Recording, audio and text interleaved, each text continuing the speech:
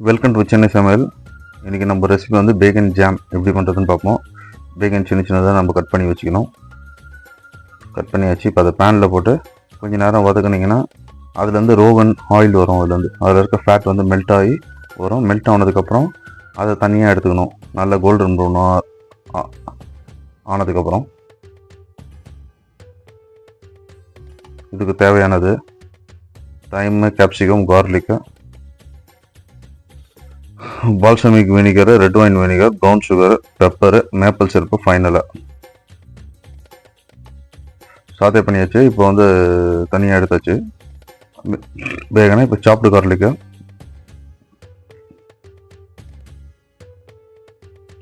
கொஞ்சம் லைட்டாக வதங்கினதுக்கப்புறம் ஸ்டெப் பை ஸ்டெப்பாக ஒரு இன்க்ரீடியன்ஸாக நம்ம போட்டுக்கணும். இது வந்து ரெகுலர் ஜாம் மாதிரி நல்லாயிருக்கும். ஃப்ரூட் ஜாம் நம்ம எது கூடலாம் சாப்பிட்றோமோ அதே மாதிரி சாப்பிட்லாம்.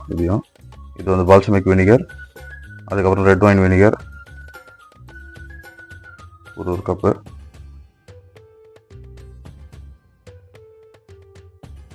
ப்ரெட்டு, ரொட்டி எது கூட வேணாலும் நம்ம வச்சு சாப்பிட்லாம்.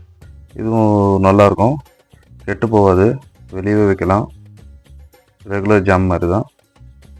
தைமு, சாப் பண்ண தைமு, கேப்சிகம், ரெட்டு, அதுக்கப்புறம் க்ரீனு.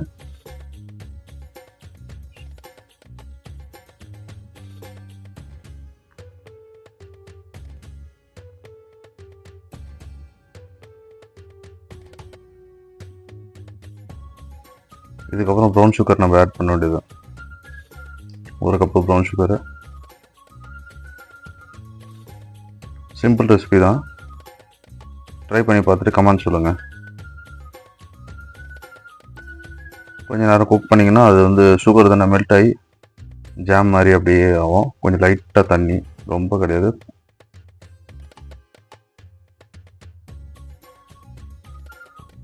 லைட்டாக தண்ணி போட்டு வச்சு கொஞ்சம் நேரம் குக் பண்ணணும். குக் பண்ணதுக்கப்புறம் பிளாக் பெப்பரு, ஒரு 1/2 ஸ்பூனு பிளாக் பெப்பரு, அதுக்கப்புறம் மேப்பிள் சிரப்பு ஊற்றிட்டு நிறுத்திட வேண்டியது தான். அவ்வளோதான், சிம்பிள் பேகன் ஜாம்.